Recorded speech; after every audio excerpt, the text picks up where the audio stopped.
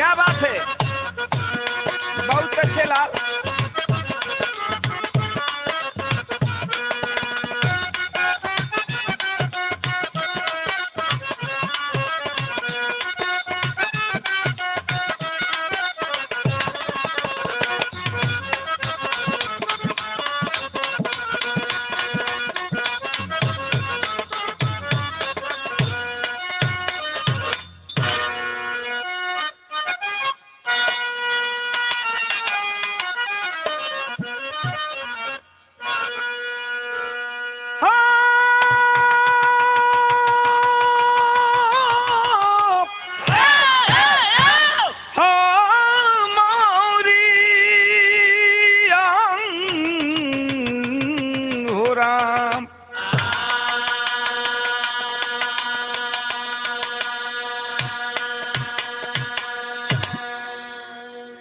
ए बाबू, एकरा पहले एक कैसेट रउआ सबके बीच में गई रहल है, जेवना कैसेट के नाम रहे आवारा बेटा। लेकिन देखें, ए ध्यान से कहानी के सुनिए ने करीबा दी हम दूसरा का कैसेट सुपर टी सीरीज के माध्यम से रउआ सबके बीच में ऑडियो कैसेट के रूप में भेजा तानी। ध्यान से अगर ये कहानी के सुनबा तो हमके आशा ना बल्कि विश्वास बा, ई हमके घमंड ना बा, लेकिन दावा जरूर बा। आंख से आंसू आवे न आवे, लेकिन बाबू कलेजा तो पसीजी जाएगा। देखें, ये करुण की कहानी है, लेकिन किसकी कहानी है? यहीं से कहानी की शुरुआत है। क्या कि समय के शिकंजे में फंस कर के मानो खाता है ठोकर समय की बदौलती, गैरों के गर्दिशी में जकड़े गरीबी, छलनी करे दिल न करता मरौवती, अर्थी उठने लगी आज ईमान की, जहर बन गई है जमाने की दौलती, गंगा सागर सजल नैन देखे सदा, मिलती नहीं भीख मांगे से मऊवती।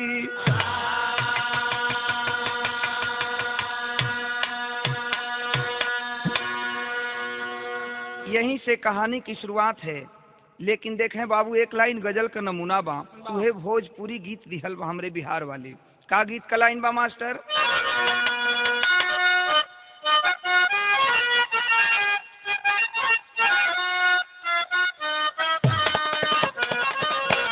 वह तरज बा कि सब कहेला कि बहुत सुघर बाड़ू तू, सब कहेला कि बहुत सुघर बाड़ू तू, तो ना लागे न काची उमरिया में, तो ना लागे न काची उमरिया में, तो ना लागे न काची उमरिया में, सब कहेला कि बहुत अरे सुघर बाड़ू तू,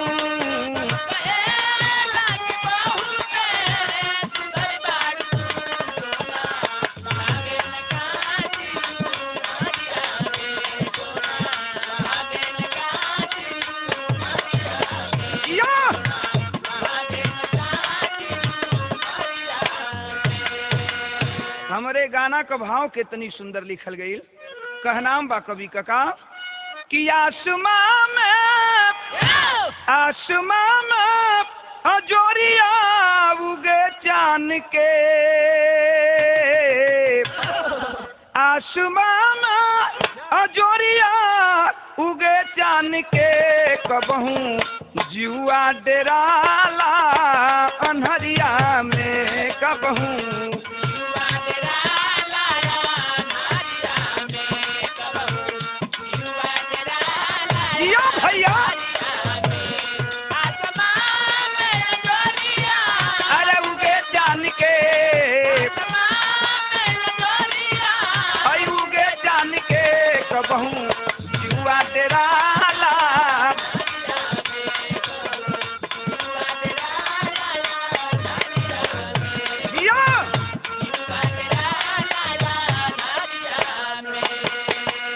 कहानी का शुरुआत बा, गौर करिहन गरीबी कैसन चीज होला बाबू।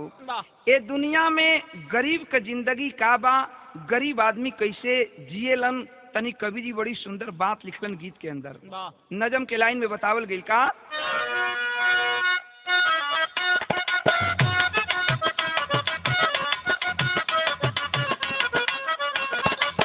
पूछो गरीबों से, पूछो गरीबों से गरीबी कैसी आफत है, पूछो गरीबों से गरीबी कैसी आफत है, ठोकर ईर्ष्या देश जुल्म सहनाया दस है।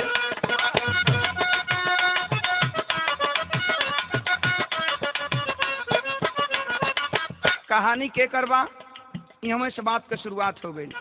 मजदूर राम सेवक,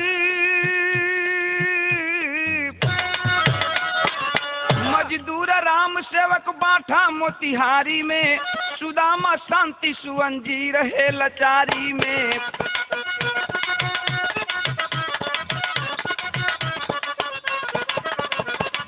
गुजारा करता था समय की बेवफाई में, गुजारा करता था समय की बेवफाई में, खर्चा बढ़ गया था पत्नी की दवाई में।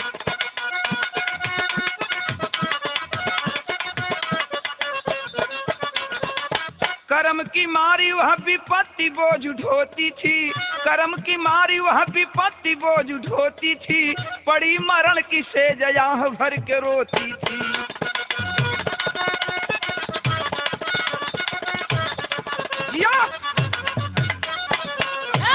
ए बाबू तनी कहानी पर गौर करिहन।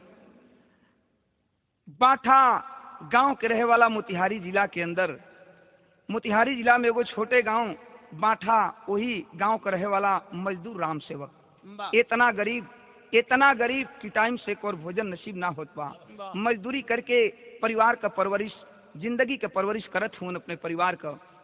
ये देखें, पति का नाम राम सेवक, पत्नी का नाम बिमला बतावल गई, लेकिन परिवार में और के बा एक बेटा एक बेटी।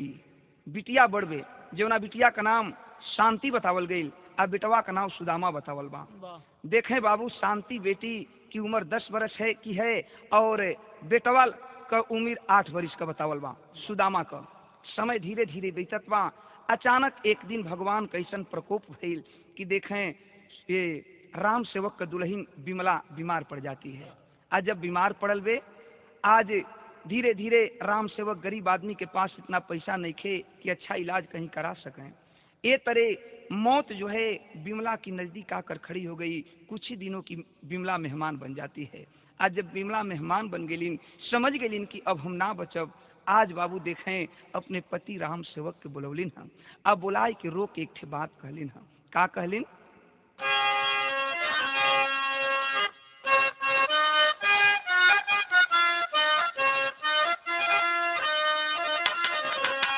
इहे रो के कहलिन हम कि प्रेम के फूल के सेजी सजवली ये सैया,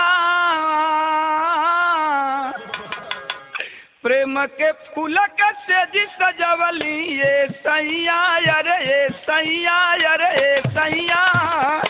अभागन हो गईली, अभागन हो गईली, अभागन हो गईली ए सैया।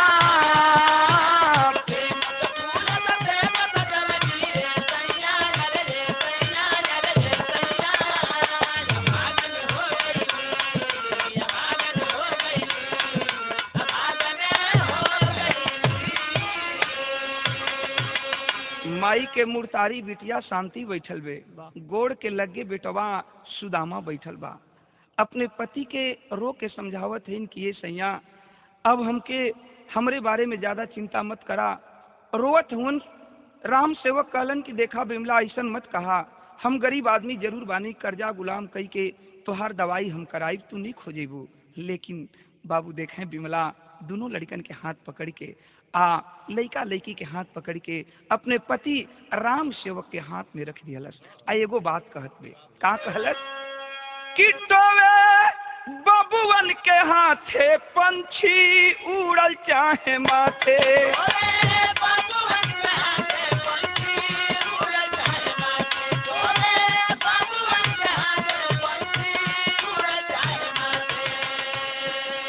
कहलस कि अब हमके दवाई जीन करावा, अब हम बचब ना, लेकिन हमरे मर गईले के बाद तोहार हम अर्धांगिनी रहली, एगो काम कर दिया।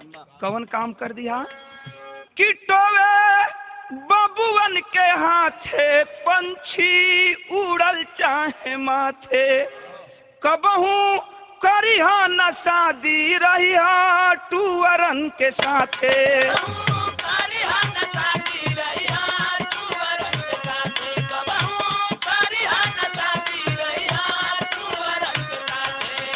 छछन छछन के दूनो रोवे धई पैया, छछन छछन के दूनो रोवे धई पैया, यार धई पैया, यार धई पैया, अभागन हो गईली।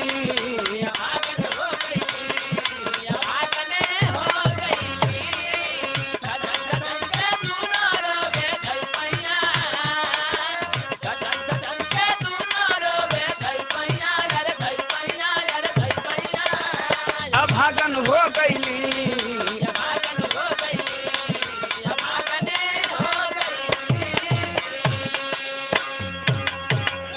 आखिर यह कही के बिमला बाबूजी मर जाती है, इस दुनिया को छोड़कर चली गई। कह कर गई थी कि पति देव आप दूसरी शादी मत करना। हम सुनले बानी कि सौतेली माई आवेली घर में त लइकन के बड़ा तकलीफ होला। इहे दुगो लइका हमार निशानी हुन। आई दोनों भाई बहन के तू अपने जान से ज्यादा जनिया, लेकिन दूसरा से शादी मत करिहा।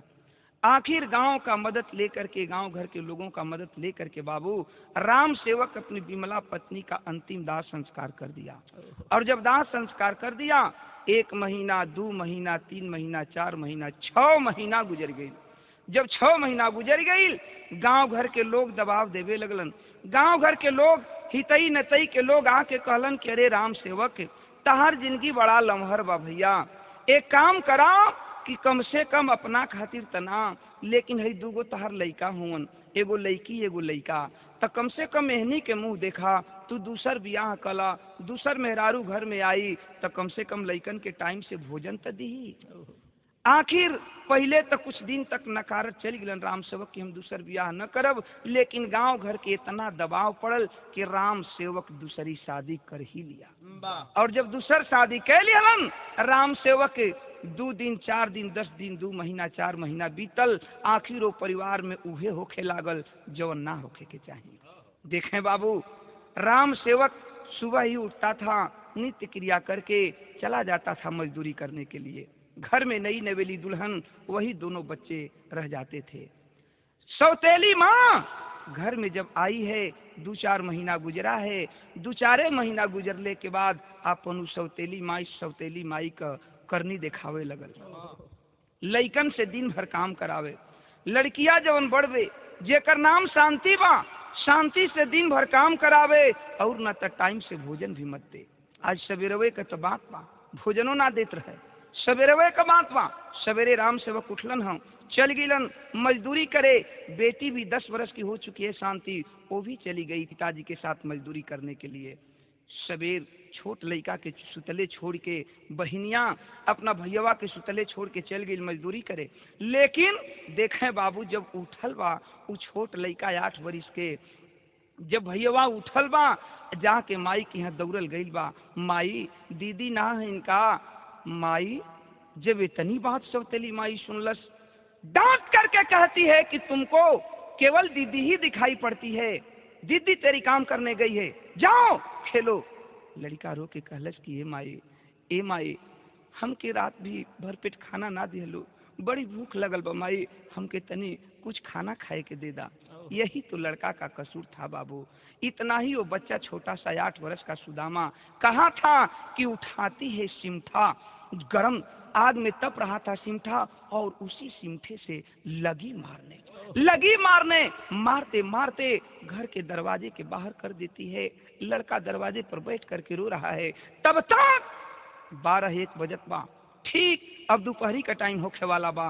बहनियां मजदूरी कई के लौटल बे, दूरे से देखत बे कि भैया हमार छोट भाई दुआरी पर घर के बैठ के रोवत हुवन। बहिन का माया बाबू जाके दौड़ के उस सुदामा भाई के गोदी में उठा ली हलिन।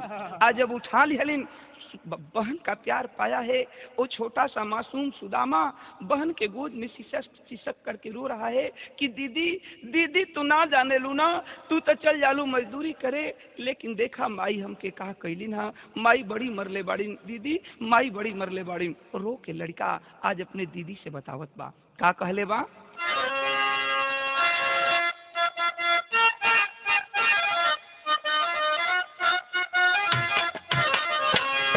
रोत बा सुदामा और रो के ये कहलस कि दीदी हम कोनो गलती ना कैली, माई से खनवे तो मंगली। रो के कहले बा, का कहले बा कि माई आज मुअली के मार मरल बाड़ी, माई आज मुअली के मार मरल बाड़ी हो, माई आज मुअली के मार मरल बाड़ी। अरे माई आज मुअली के मार मरल बाड़ी, सिउठा से दाग पिठिया लाल कैल बाड़ी,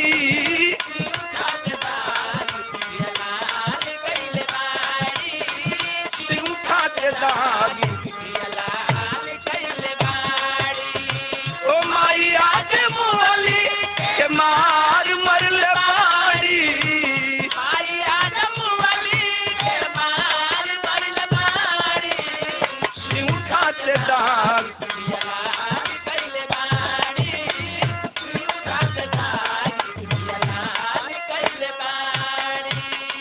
बहन का कलेजा कांप जाता है बाबू। ओ अपनी भाई को गोद में लेकर के अब माई के लगे गई वे, कहलस की कारे माई हमके मार देली, हम कुछ ना बोलीला, लेकिन लीता लइका न बा, खनवे तो मंगले रहल, यह तो बहनिया गलती कह दिहलस। इतने कहलस कि आज मैं भा महतारी कैलस का बाबू कि मैं भा महतारी निधई के झोटा घसीटे,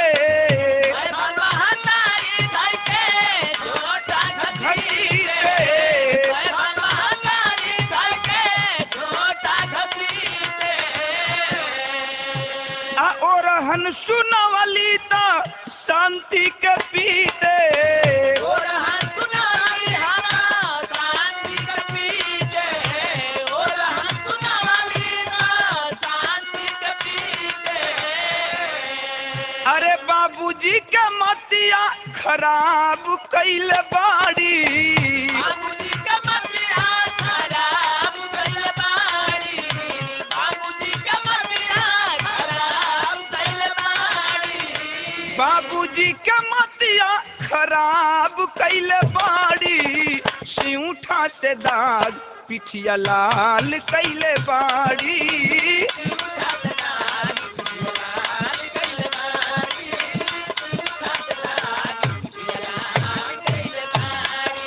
अरे बाबूजी के मतिया खराब कैल बाड़ी हो, बाबूजी के मतिया खराब कैल बाड़ी,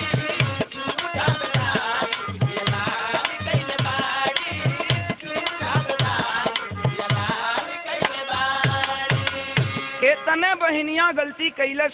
यही तो गलती था कि केवल यही कही थी कि माई इतना लइका न बा हम के मार देलू, कुछ ना बोलीला।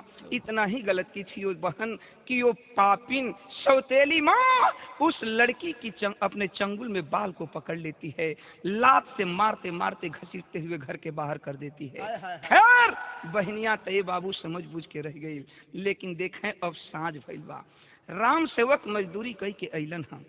दिन भर का थका हुआ बेचारा मजदूर राम सेवक खा करके घर में सो जाता है। एगो घरवा में बगलवे वाला घर में भैया बहनिया एगो खटिया पर सुतल हुवन। कटोरी में तेल लेके गइल वे उ नौकी राम सेवक के मेहरारू आ जाई के राम सेवक के कपार पर तेल लगा के लागल जाते। आ जब जातत जातत आखिर बतियावत बतियावत उनहु के धई के बैंड ऐठी दिहलस। आ बैंड ऐठ के कहलस कि सुनबा तू हमके बियाह कई के ले आइल बड़ा, हम तोहार मेहरारू हई, कौनो उड़र के नहीं आइल। राम से वो कहलन कि तू कहल का चाहताड़ू, तनी वह बतिया साफ साफ बतावा। तब उ मेहरारू जौन बे नौकी मेहरारू कहत बे राम सेवक से का कहले बे बाबू?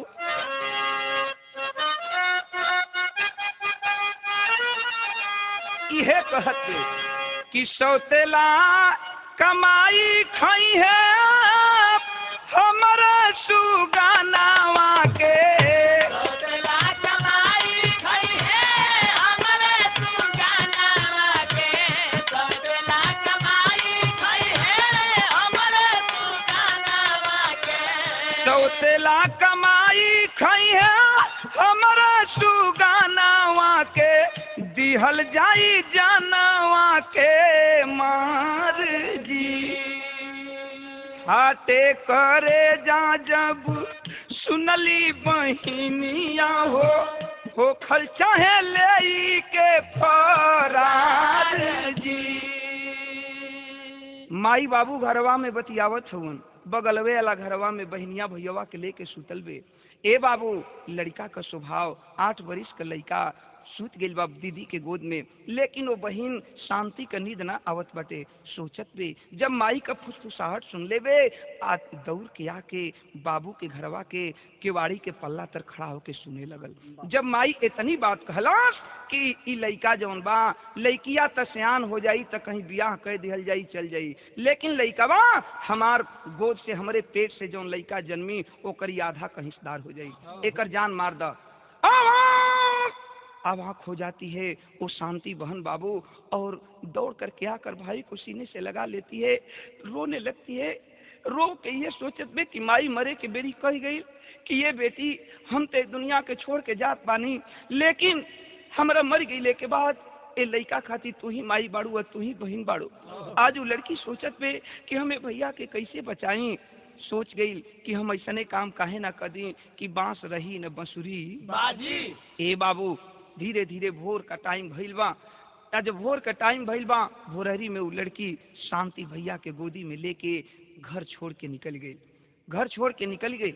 आज जब घर छोड़ के निकलल, संजोग देखें कि भोरहरिया का टाइम बा, जेव गौवा से बहरे लइकिया अपने भैया के लेके जात बे, तब तक राम सेवक मैदान होके निपटान कई के ओर से लौट के घर आवत रहलन।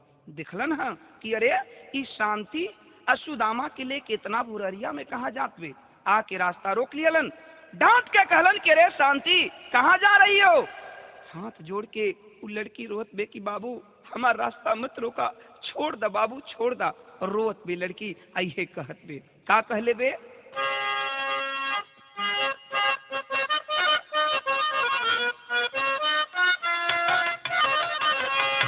वह तरजबा कि झिलमिल सितारों का आंगन होगा, रिम झिम बरसता सावन होगा।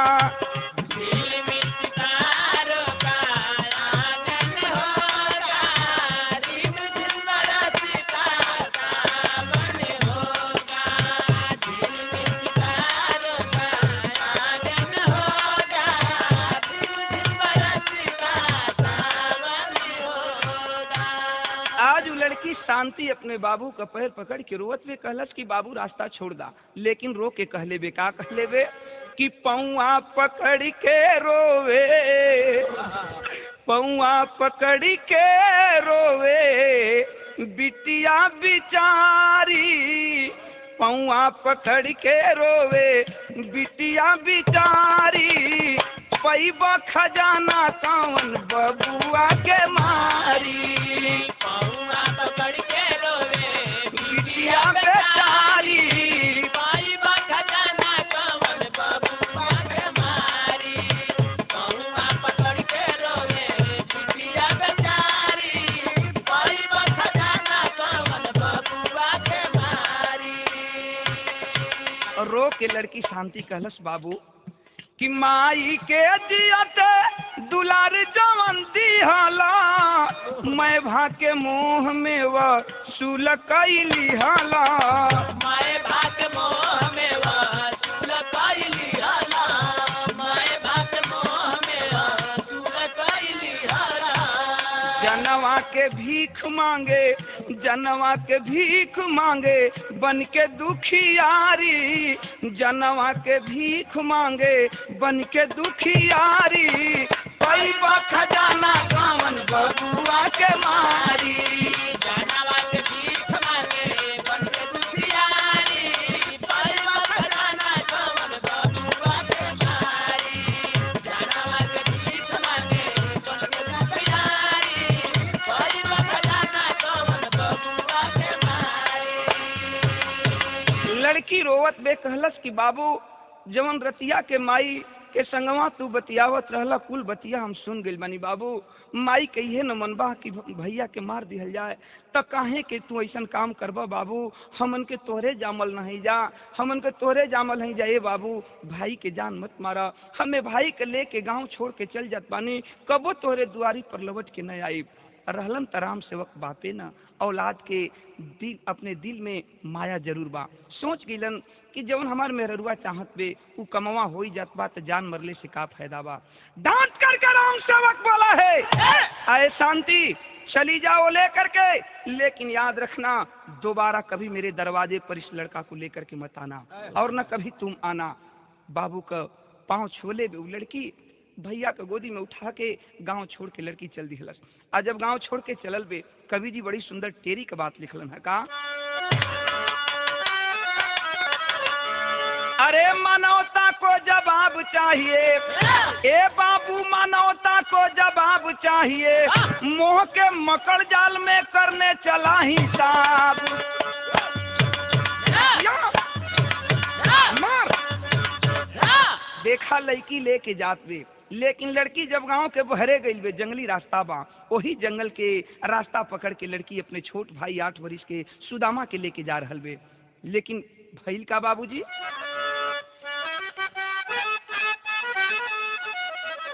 कि अखिया से लोरा ढारे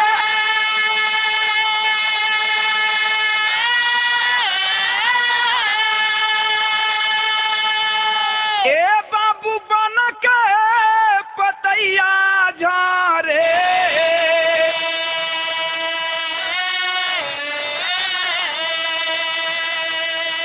अब थाकी गईली गोदी में उठाई ले तू बहिनी।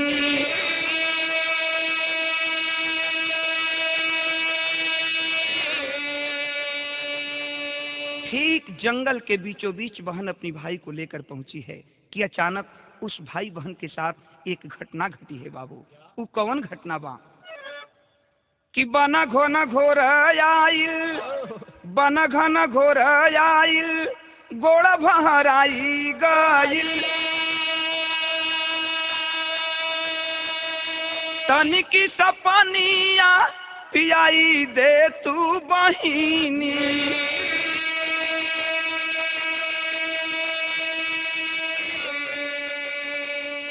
भैया सुदामा रो रो पूछत बा कि दीदी दीदी हमके कहाँ लेके जात बाड़ू।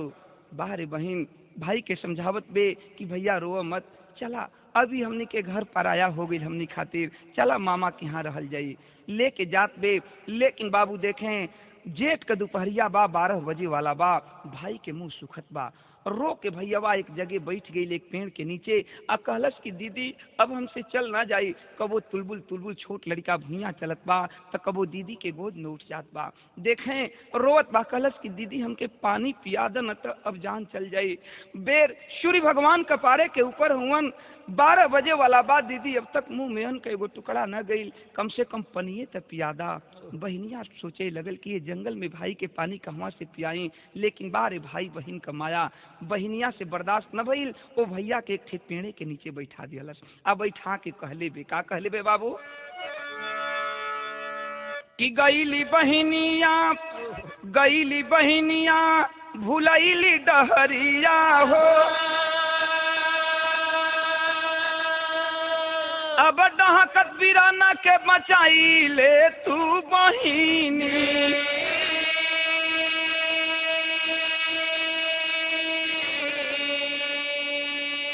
दोनों पेड़ के नीचे उ लइका के बैठा के बहनिया कहलस कि ये भैया तू हमें बैठा, कहीं जइहा मत, हम जंगल के बहरे जात पानी गांव बा, वो गांव में से तो के पानी ले आवत पानी, पानी पी के तब हमन के यहाँ से चलल जाई। बहनिया वही पेड़े के नीचे छोट भाई के बैठा के आ चल गई गांव में जंगल के बहरे जौन गांव बा, वो गांव में से पानी ले आवे। बाहरे भगवान पानी लेके वो लड़की शांति चलल बे गांव में से कि दोनों बिछड़ी गईले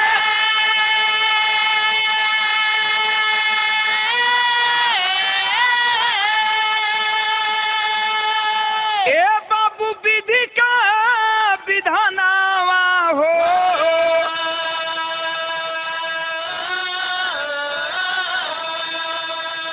अब हैया से तनी की भेटाई जई तू बहिनी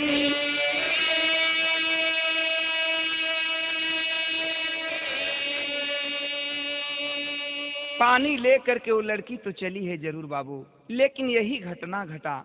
आखिर वो जंगली रास्ता समझ नहीं पाई, जिस रास्ता को पकड़ कर आई थी वो न पकड़ करके एक दूसरा ही रास्ता पकड़ लेती है। जंगल में चली गई, इस कोने पर भाई बैठा है और ठीक जंगल के बीचों बीच उस कोने पर जा करके अपने भाई को खोज रही है। धीरे धीरे दिन ढल गया, शाम हो गया। ओहर बहनियां रोत बे लोटा में हाथ में पानी लेके कि हमरे भैया पियासल हवन, इनके हम पियाई। एवर भैया पेड़े के नीचे 8 वर्ष का मासूम लड़का बैठ के रोत बा कि बाहर है दीदी, सोचत बा कि तोसे तो अच्छा उ सौतेली माई रहल कि मारत जरूर रहल, लेकिन कबो कबो खाना तो दे देत रहल। लेकिन ए दीदी ई तू का कैलू, ए जंगल में हमके छोड़ के तू भाग गईलू ना। एवर लड़का डहक के रोत बा, वही पेड़े के नीचे बैठल बा, सूर्यास्त होखे वाला बा। एहर बहिन जंगल के बीचों बीच ओह कोना पर जाके अपने भाई के खोजत बे, आ खोज के रोत बे, इहे कहत बे, का कहले बे,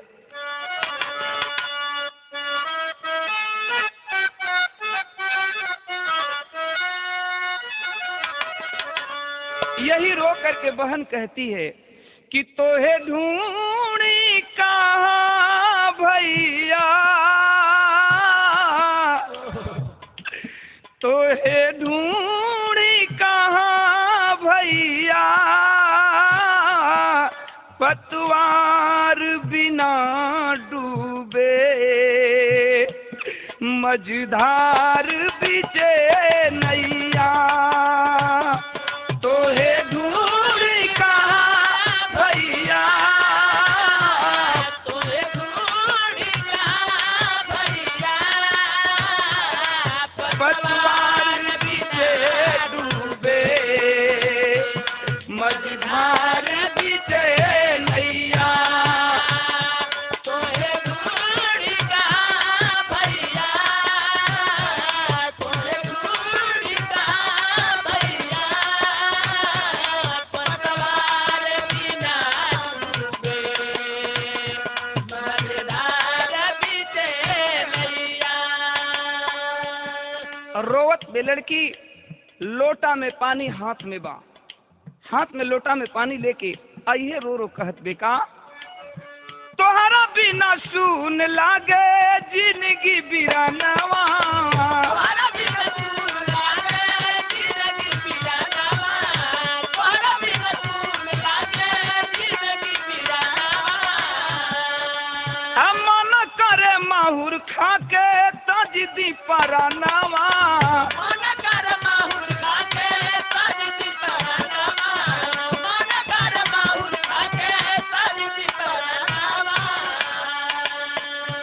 दुख के से कहीं भैया, दुख के से कहीं भैया, एक सेठ भेटा गईले बबुनी के पोसवैया, तोहे ढूंढी कहाँ भैया, तोहे ढूंढी कहाँ भैया, पतवार बिना डूबे मझधार बिचे नैया, तोहे ढूंढी कहाँ भैया, तोहे ढूंढी कहाँ भैया, पतवार बिना डूबे मझधार बिचे नैया।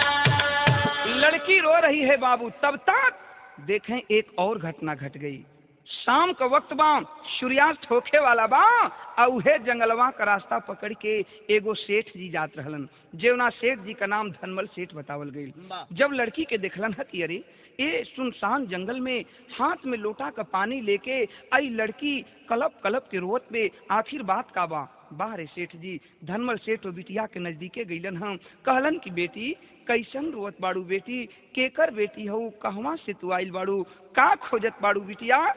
जब बेटी शब्द सुनती है वो लड़की आह भर देती है, आंखों में आंसू लेकर पूरी दास्तान बताती है कि का कहीं बाबू माई मर गईले, बाबू पराया बन गईलन, सौतेली माई के मुंह माया में फंस के हमन के भाई बहन के घर से निकाल दियलन। ए बाबू भैया प्यासा रहलन, उनके पानी लेके हम अली, लेकिन जंगल में खोजत पानी हमार भैया ना मिलत हवन।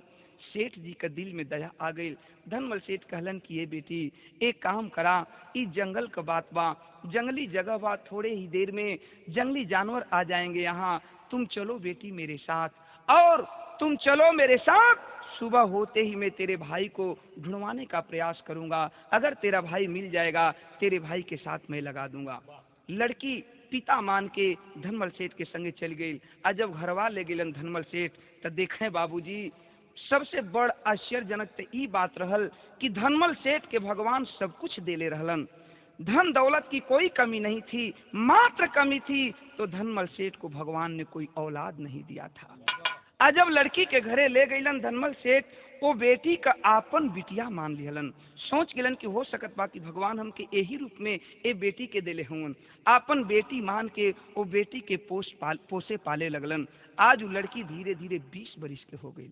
कहने का मतलब कि 10 बरिस का उम्र 10 बरिस और गुजर गई, 20 बरिस की लड़की हो जाती है, और जब जवानी की दहलीज पर आती है लड़की, आज धनमल सेठ सोच गए कि बाह बाह हमार बेटी जवान हो गई, एगो बाप का फर्ज होखेला कि बेटी के जंघा पर बैठा के कन्यादान दे दिहला से बाप का जिंदगी सफल हो जाला। आज वो धनमल सेठ बगलवे वाला गांव में मुसाफिर सेठ के लड़का से वो बिटिया का शादी तय कर दिहलन। आज जब शादी तय हो गई तब भइल का बाबूजी,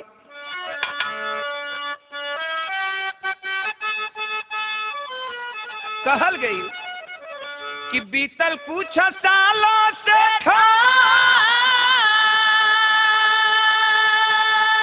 बीतल कुछ सालों से शादी रचाई दिहले, बीतल कुछ सालों से शादी रचाई दिहले, बीतल कुछ सालों से शादी रचाई दिहले। आई गईली पिया के भावनावा बहिनिया हो, आई गईली पिया के भावनावा बहिनिया हो, आई गईली पिया के भावनावा बहिनिया हो, आई गईली पिया के भावनावा बहिनिया हो, आई गईली पिया के भावनावा बहिनिया हो, आई गईली पिया के भावनावा बहिनिया हो। बारे भगवान तेरी भी माया गजब है। आज है शांति बहिनिया, आज बाबुल की घर छोड़ करके, आज धनमल सेठ के परिवार को छोड़ करके मुसाफिर सेठ के घर में वो दुल्हन बन करके जाती है। आज जब दुल्हन बन के गई देखें तब तक मात्र 4 ही दिन गुजरल बा, 4 ही दिन गुजरल बा। वो मुसाफिर सेठ के घर में बहू बन के जब वो शांति बेटी गई, 4 दिन गुजरल बा कि अचानक एगो औरी घटना घट गई।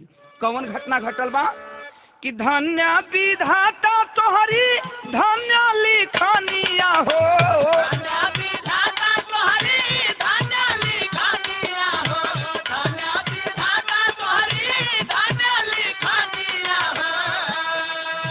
सांप काट लिहलस देवा, सांप काट लिहलस घर का रोवे परानिया हो, सांप काट लिहलस रोवे घर का परानिया हो, सांप काट लिहलस रोवे घर का परानिया हो। छोड़ी दिहलिया लर पारा नवा बहिनिया हो, छोड़ी दिहलिया लर पारा नवा बहिनिया हो, छोड़ी दिहलिया लर पारा नवा बहिनिया हो, छोड़ी दिहलिया लर पारा नवा बहिनिया हो, छोड़ी दिहलिया लर पारा नवा बहिनिया हो।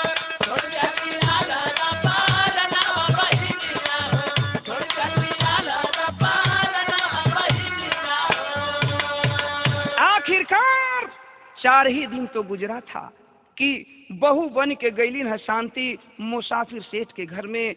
अचानक आज रक्षाबंधन का दिन बा, सवेरे से बहनियां रोत बे कि आज भैया अगर हमार रहतन, आज सुदामा भाई रहतन तो उनके हाथ में उनके कलाई में हम राखी बदती।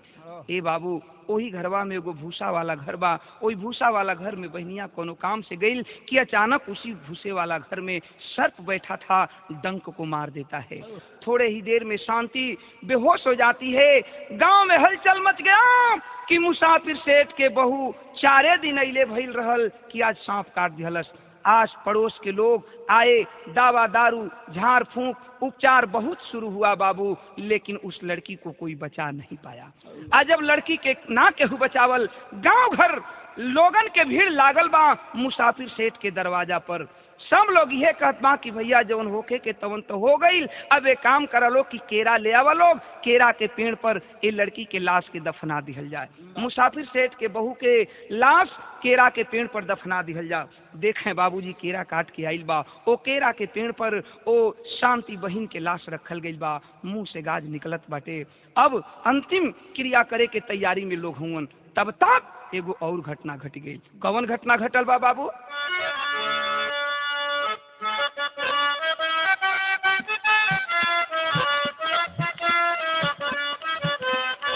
कहबा लोगन के भीड़ लागल बा। आइए घटना घटल बा कि उहे रास्तवा पकड़ के जवन की मुसाफिर सेठ के दुअरवा के बगल से रास्ता जात बा, उहे रास्तवा पकड़ के एगो जोगी बाबा सरंगी बजावत टेरत गावत आवत रहलन। आज जब मुसाफिर सेठ के दरवाजा पर अइलन त भइल का, लेकिन उ जोगी बाबा इहे गावत रहलन। का गावत रहलन कि नारी के करनवा भरथरी बनी गईले जोगी आयर बनी गईले जोगी। नारी के करनवा भरथरी बनी गईले जोगी आयर बनी गईले जोगी आहो। राजपाट दिहाले दिसारन हो राम।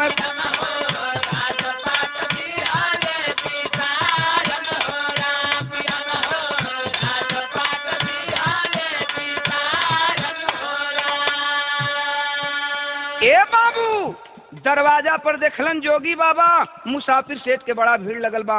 नवहा जवन रहलन 2-4-10 थे, डांट करके जोगी से बोले, हाँ जोगी गाना बजाना बंद करो, गाना बजाना बंद करो, केहू के दुनिया उजड़ गई, तहरा गावल निक लगत बा। जोगी बाबा अवाक हो गए, डर गए कि अरे ये क्या हुआ, लोगों की भीड़ कैसी है। हथवा जोर के जोगी बाबा कहलन कि भैया गावल बजावल हम बंद करे थे, लेकिन तनी बतईबा लोग आखिर सेठ जी के द्वारे भीड़ कैसन लगल बा। पुरनिया लोग जौन रहलन कहलन कि ये बाबा जायदा बुरा मत मनिहा लइकन के बात के। मुसाफिर सेठ के बहू 4 दिन अइले भई रहल, ये दुनिया के छोड़ के चल गेलिन, सांप काट दिहलस, केहू ना बचा पौलस। जोगी बाबा कहलन कि भैया जौन होके के तो होई गई, तनिका ओ मुसाफिर सेठ के बहू के लसिया हमके दिखा दे बा लोग। लड़का जितना रहलन डांट के कहलन के रे ललगड़िया साधु के फेरा में का परल हुआ लोग, हटावा जौन होके के हो गई चास बदबू देवे लगी। लेकिन पुरनिया लोग समझौलन बुझौलन कहलन के रे यार आखिर ई पैसा मांगते न बा जोगिया, देखे के कहत बा त देखौले में तनकी काहर जाबा, देख लेवे दालो। जोगी के इजाजत मिलल बा, जोगी बाबा गईलन हाँ, केरा के पेड़ पर लाश रखल बा। जब चादर हटौलन हाँ, देखलन कि लड़की के मुंह से गाज निकलत बा। जोगी बाबू एक बगल अपनी कान से झोला निकाला है गुदड़ी का और झोला रख दिया, एक बगल में सारंगी रख दिया और वहीं आसन लगा करके वो जोगी बैठ जाता है। आंख बंद किया, मंत्रों का उच्चारण करने लगा। प्रमाण मिला पत्रिका से, 1 घंटा तक वो जोगी मंत्रों का उच्चारण करता रहा, लेकिन उस लड़की के लाश में कोई परिवर्तन नहीं हुआ। सभी लोग डांटने लगे कि ये क्या नखरा है। जोगी आंख खोलता है, तमा उठा और बोला कि ये गांव के लोग कान खोल कर सुन लो, थोड़ी दूध की आवश्यकता है, क्या दूध ला सकते हैं आप लोग। गांव का बात बा, देखते देखत एक आध नाद दूध तैयार हो गई बाबू, आ गई बाटे, नाद में दूध रखल बाटे। आज जब नादी में दूध रखल गई, अचानक वो जोगी अपनी झोली में हाथ को लगाया है, कुछ निकाला है, आंख बंद किया, हाथ को ऊपर उठाया और मुट्ठी बांध करके छोड़ दिया। मुट्ठी खोल दिया, उसकी मुट्ठी से कुछ निकली है और थोड़े ही देर में देखते देखते लोगों की भीड़ लगी थी। वो जो सर्प डंक मारा था वो सर्प फुफकारता हुआ आ करके झोली में उस जोगी के प्रवेश कर गया। फिर झोली से निकला है, चला गया उस लड़की के लाश के पास शांति के और जा करके डंक मारा है। डंक मार करके फिर दूध में जाता है, दूध से फिर जाता है, डंक मारता है, कुछ खींचता है, फिर दूध में जाता है। 2-3 बार इस तरह क्रिया किया और फिर सर्प निकला और वहां से चला जाता है। लोग हैरान हैं, देख रहे हैं, लेकिन जोगी चुपचाप उसी तरह मौन है। लेकिन लड़की के लाश में कोनो परिवर्तन ना भइल। तब वो जोगी तमतमा उठा, जा करके और तमतमा करके खड़ा हो जाता है, जा करके उस लड़की की लाश को झझोड़ करके और एक थप्पड़ मारता है। बारे भगवान, तेरी भी लीला गजब है। वो लड़की चिहुक कर उठ कर बैठ जाती है और जब बैठ गई तब वो जोगी फिर आकर अपने आसन पर बैठ गया, उठा लिया सारंगी और वही गीत गाना शुरू किया। क्या गीत गा रहा है? यही गीत गा रहा है कि नारी के करनवा भरथरी बनी गईले जोगी आयर बनी गईले जोगी राजपाट दिहाले बिसारन। इतना तक त जोगिया ठीक गौलस। जोगी गावत बा, लड़की सुनत बे, कभी जोगी के देखत बे, कभी बगल में ओकर पति बैठल हुवन, पति के देखत बे।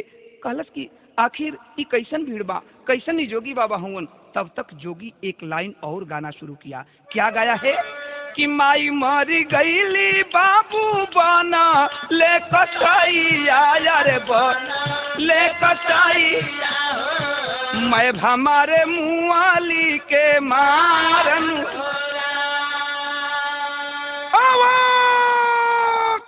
अवाक हो जाती है लड़की, दौड़ करके जोगी के नजदीक आती है, कहती है कि बाबा बाबा बाबा क्या तू गा रहे हो बाबा, ये कैसी गीत है? जोगी शक पका जाता है, डर जाता है कि कहीं लोग मुझे मारने न लगे और यही डर करके कहता है कि बहन मैं तो अपनी बीती हुई बात गा रहा था। तब वो लड़की कहती है कि बाबा ये कैसी बात है, माई मरी गईली, ये का बात बा? तब जोगिया फिर तीसर की लाइन शुरू कैले बा, आंख से आंसू चलत बा और रोत बा जोगी अगावत बा। का कहले बा कि माई के मुँह लकायव है बहिनी के भुलाला काया रे बहिनी के भुलाला पानी बिन बे पानी पानी दारन हो राम।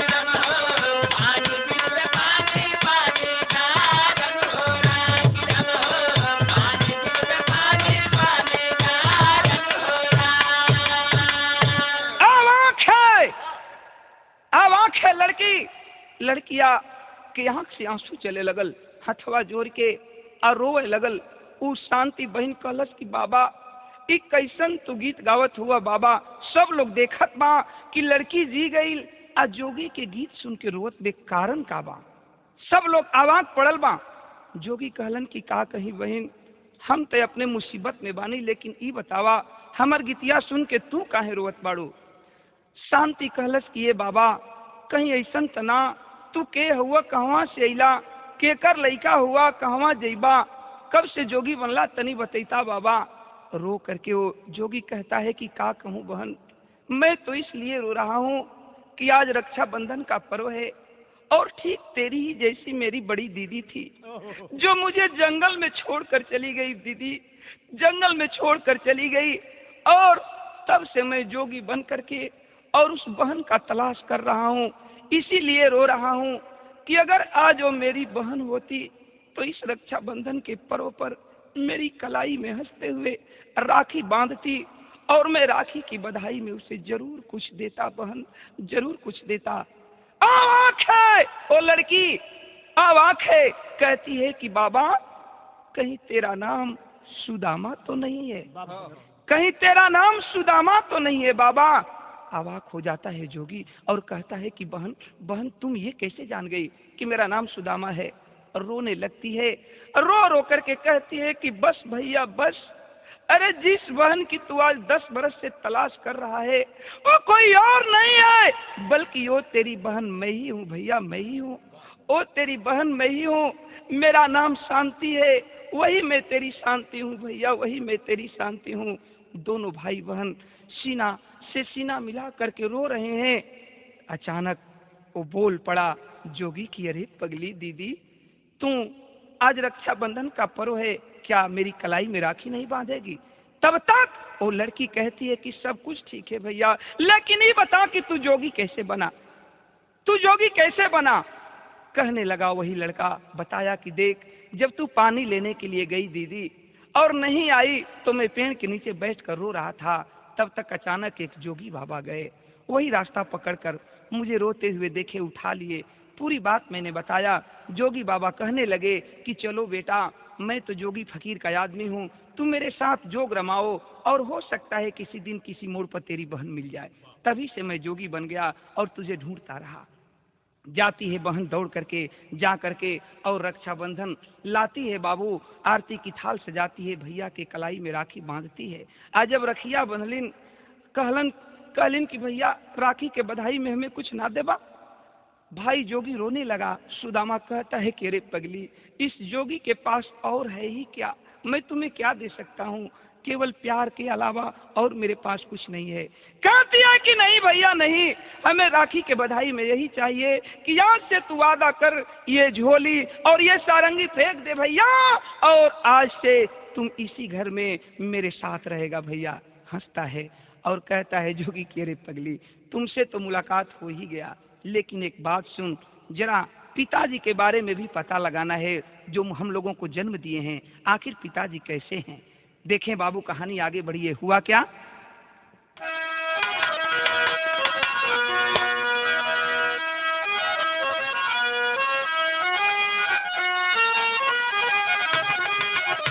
भाई का हाँ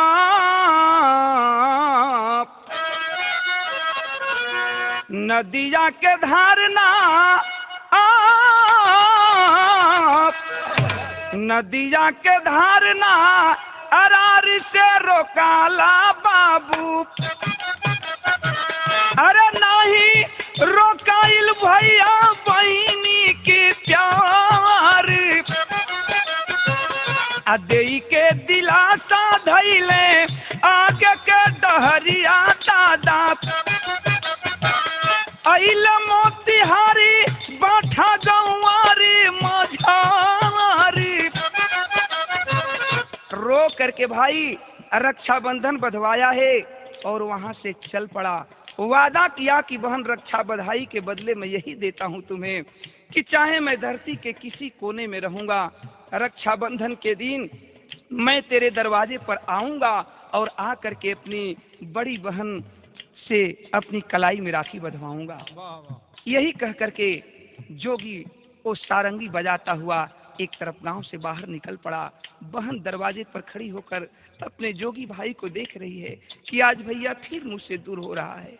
लेकिन देखें बाबू, मोतिहारी जिला में बाठा गांव में भाई पहुंचल बा गावत बजावत, सारंगी के टेरत जब गांव में पहुंचल बा, अब वहीं बाठा गौवा के बहरवे बा उ भैया की एगो और घटना घट गई।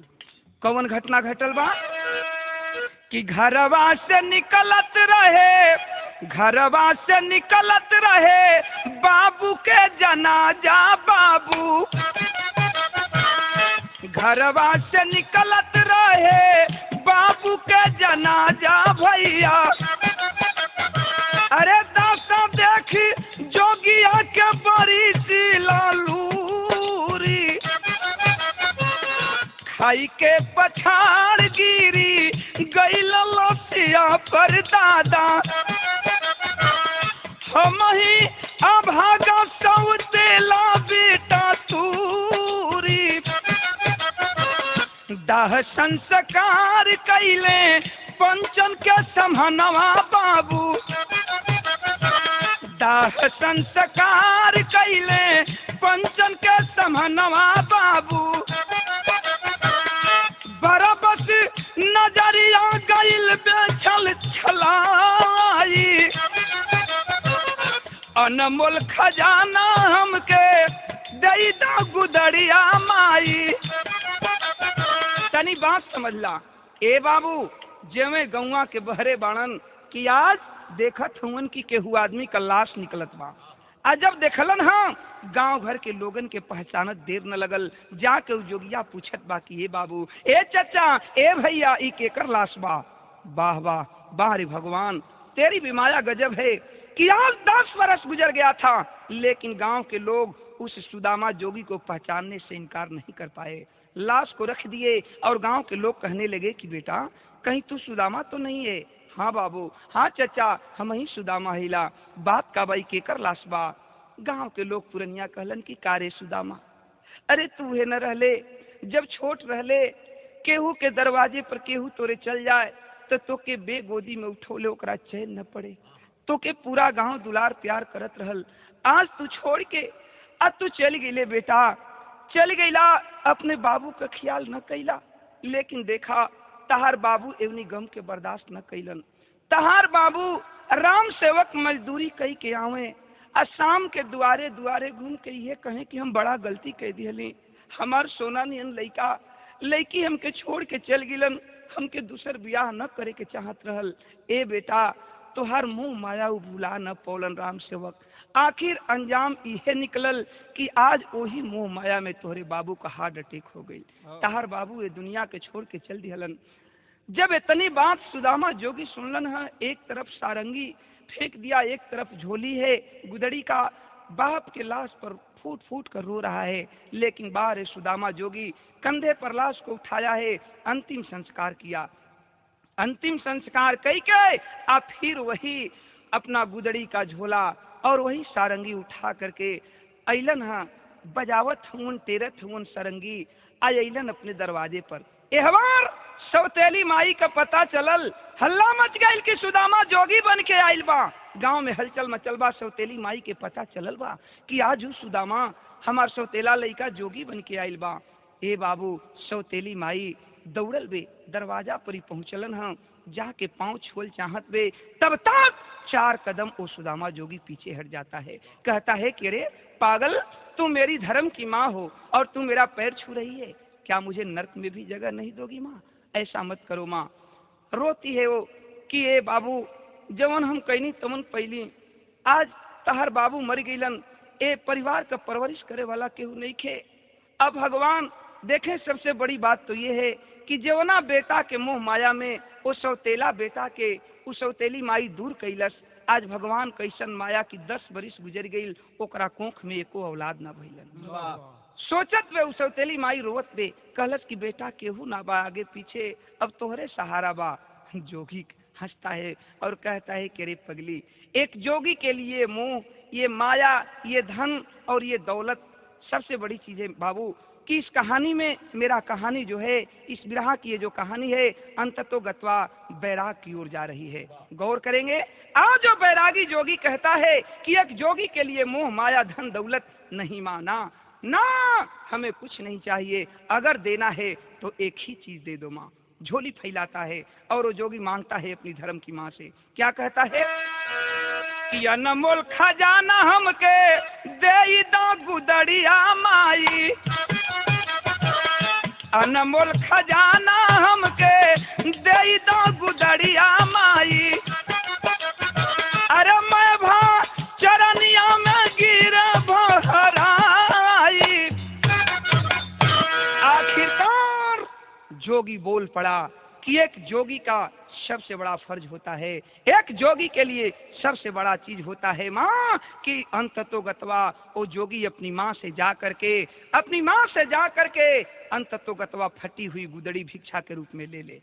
यही कहता है, मजबूर है वो सौतेली माँ, जाती है घर में और उस जोगी के झोले में फटी हुई गुदड़ी लाकर दे देती है।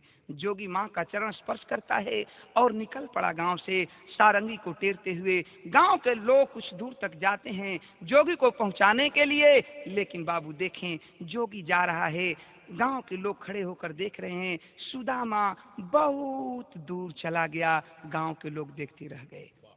गाने का अंतिम प्रमाण था कि अरे बहता पानी रमता जोगी, ए बाबू बहता पानी रमता जोगी, सब निहारे भोगिया, अरो रो सब का के रोवा के चलल बा जोगिया।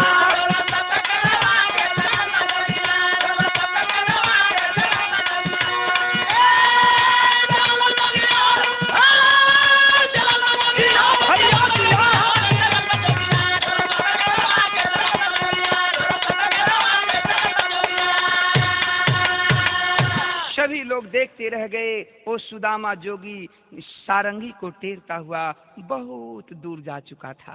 गाने का अंतिम प्रमाण था। जय जखान स्वामी जद्दू हबीबुल्ला की फुलवारी, श्री नारायण निसार मितवा सुबास की तैयारी।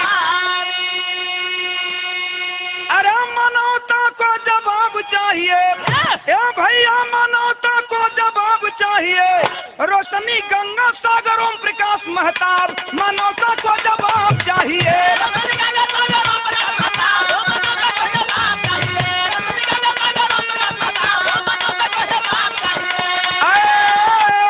भैया धनी धनी दावा